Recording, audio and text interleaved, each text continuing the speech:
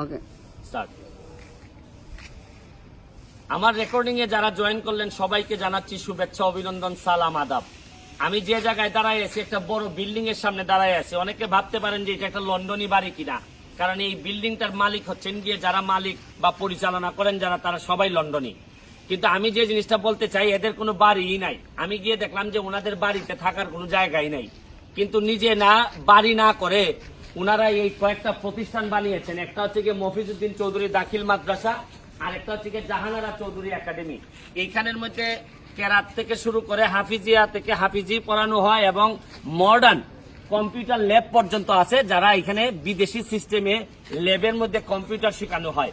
এই যে ছাত্ররা দেখতেছেন এরা কিন্তু কেউ লন্ডনই না, এরা হচ্ছে গিয়ে বাংলাদেশের আমাদের এলাকার বিভিন্ন গরিব পরিবারের বা যারা এই রকমের ক্ষমতা নাই, তারা এখানে এসে পড়াশোনা করেন।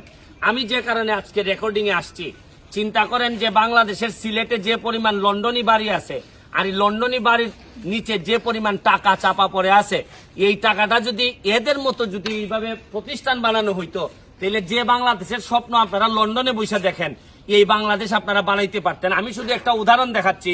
আপনারা দেখেন এই বিল্ডিংটা এখানে কতটুকু জায়গা ওনারা দিয়ে এই মসজিদ, মাদ্রাসা এবং স্কুল বানিয়েছেন, আপনারা শুধু দেখেন। এবং আশ্চর্য ব্যাপার হচ্ছে এরা 3-4 ভাই মিলে, এদের একজনেরও কিন্তু বাড়ি ঘর নাই এইভাবে থাকার। এইখানে কোনো থাকা নাই, শুধু ছোট্ট একটা রুম আছে, এখানের মধ্যে থাকেন। কিন্তু এদের সকল স্বপ্ন এই প্রতিষ্ঠানকে নিয়ে। এই বাচ্চাগুলা যে আজকে যারাদেরকে দেখতেছেন, তারা যদি কখনো মানুষ হয়, তারা যদি শিক্ষিত হয়, তাইলে হয়তো এই মাদ্রাসা স্কুলের ভূমিকা থাকবে অনেক বেশি। এই মাদ্রাসারই যিনি একজন, তারা ভাইদের মধ্যে একজন হচ্ছেন গিয়ে মামুন চৌধুরী, যিনি লন্ডনে বিজনেস করেন। উনি হচ্ছেন গিয়ে সেই মামুন চৌধুরী যিনি আমি ব্যারিস্টার হওয়ার সময় আমাকে টাকা দিয়ে সহযোগিতা করছিলেন। এই জন্য উনাদের এই প্রতিষ্ঠানটা দেখতে এসে আমার ঋণ উদ্ধারের একটা স্বপ্ন সবসময় থাকে, যে এই পরিবারের প্রতি যে ঋণটা আমার, এই ঋণটা আমি পরিশোধ করতে চাই। আমি আমার যারা রেকর্ডিং এ দেখতেছেন, আমি শুধু দেখাইতে চাই, এক্সাম্পল দিয়ে দেখাইতে চাই, যারা লন্ডন আমেরিকায় বসে ভাবতেছেন অনেক বড় বাড়ি বানাবেন, তাদেরকে বলবো যে বাড়ির পাশাপাশি একটা প্রতিষ্ঠান বানাইতে পারেন কিনা। তাহলে যে বাংলাদেশে আপনারা যে বাংলাদেশ দেখতে চান, এই বাংলাদেশে দেখার ব্যাপারে আপনাদের অবদান থাকবে অনেক বেশি।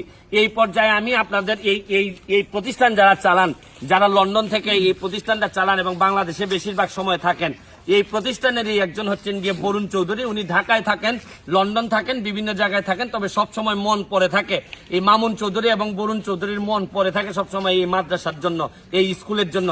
আমি ওনাকে জিজ্ঞেস করতে চাই, আপনাদেরকে জিজ্ঞেস করতে চাই, যে বেশিরভাগ লন্ডনী আমেরিকানরা যেখানে বড় বড় বাড়ি বানাচ্ছে, আপনারা নিজেরা বাড়ি না বানায় টিনের ঘরের মধ্যে আপনারা থাকেন, আর আপনারা কেন এত বড় বিল্ডিং বানালেন, আমাকে কিছু বলবেন কি? আমরা যখন ছোট ছিলাম তখন আমাদের গ্রামে একটা মক্তবা ছিল না। আচ্ছা, আরবি শিক্ষাটা, কোরআন শিক্ষাটা আমরা মার থেকে শিখছি। আচ্ছা, আমরা মা আমরা শিখেছেন। এই যে একটা অভাব, শিক্ষার অভাব, এটার তাগিদ থেকে আমরা এই প্রতিষ্ঠানটা করা উদ্যোগী। আচ্ছা, আমি আরেকটা জিনিস দেখাইতে চাই। উনার 2 ছেলে, এরা লন্ডনেই থাকে, এরা লন্ডনেই, কিন্তু এরা বাংলাদেশেই থাকে, বাংলাদেশে পড়াশোনা করে। আচ্ছা, আমি কি জিজ্ঞেস করতে পারি যে লন্ডনের এত সুন্দর সুযোগ সুবিধা রেখে আপনার বউ বাচ্চা নিয়ে আপনি যে বাংলাদেশে থাকেন, এটার ব্যাপারে আপনার মানে এই মহব্বতটা কই থেকে আসছে আপনার? মাটি আর মানুষের টানে এটা আসছে। আমার ছোট ছেলেটা বাড়িতে আসার জন্য যদি বলি, তাহলে একদিন আগে খাবার ছেড়ে দেয় যে সে বাড়িতে আসবে। আপনারা খেয়াল করে দেখছেন, আমি আপনাদেরকে এই যে রেকর্ডিং থেকে বিদায় নেওয়ার আগে শুধু একটা কথা বলতেছি, যে আমি জানি না মানুষের মনে কি আছে, কিন্তু উনার যে বক্তব্য, এই বাচ্চাগুলার আমি প্রায়ই দেখি উনারা এইখানে এই এরিয়াতে চলে আসে, লন্ডনের সিটিজেনশিপ রেখে যারা বাংলাদেশের মানুষের জন্য এরকম গ্রামে গঞ্জে ঘুরে বেড়ায়, তাদের জন্য আমি একমাত্র ভার আমি মহান রাব্বুল আলমিনের কাছে ছেড়ে দিলাম। আর যারা বিভিন্ন জায়গায় লন্ডনীরা আছেন, আমেরিকানরা আছেন, আমার পরিবারের সদস্যরা আছেন, তাদেরকে বলবো চলেন এই যে বাচ্চাগুলার চেহারা দেখেন, এই বাচ্চাগুলার চেহারা দেখে দেখেন এদেরকে লালন পালন করবে কে? যদি বাংলাদেশের কোনো ঋণ মনে করেন যে বাংলাদেশের কোনো ঋণ আপনাদের শরীরে, আপনাদের মননে, মানসিকতায় আছে, তাহলে এই বাচ্চাগুলারে দেখেন, এই বাচ্চাগুলারে দেখেন, এদেরকে কি একটু সাহায্য করা যায় না? এদেরকে কি দেখেন, আজকে ঈদের 2 দিন আগে, আজকে 27শে রমজান, 27শে রমজানে দাঁড়াইয়া বলতেছি চলেন সবাই মিলে যখন নিজেদের কিছুটা আরাম আমরা বাদ দিয়ে যখন সমাজের জন্য করব, মানুষের জন্য করব, তখনই প্রকৃত সোনার বাংলা হবে। আর নাইলে বিদেশে বসে জীবনও মরেও শান্তি পাবেন না, যখন জানবেন যে বাংলাদেশের মানুষ কষ্টে আছে, বাংলাদেশের মানুষের পড়াশোনা নাই, বাংলাদেশের মানুষ অশিক্ষিত। এইসব কথা শুনলেও ভালো লাগবে না।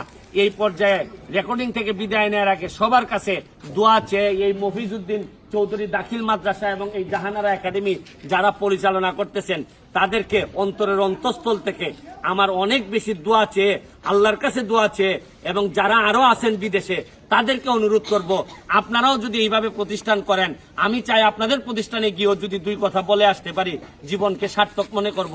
রোজা রাখছি, রোজাতে ইফতার করব, আল্লাহর জন্য যা যা করার, নামাজ রোজা করার সবই করব, সাথে সাথে মানুষের জন্য, মানুষের কষ্টে যেন আমরা সবসময় দাঁড়াই থাকতে পারি। এইটাই হোক আজকে রমজানের শেষের দিকে এসে আমাদের প্রত্যয়। এই প্রত্যয় রেখে আজকের মতো বিদায় নিচ্ছি। ভালো থাকবেন, সুস্থ থাকবেন। ধন্যবাদ সবাইকে।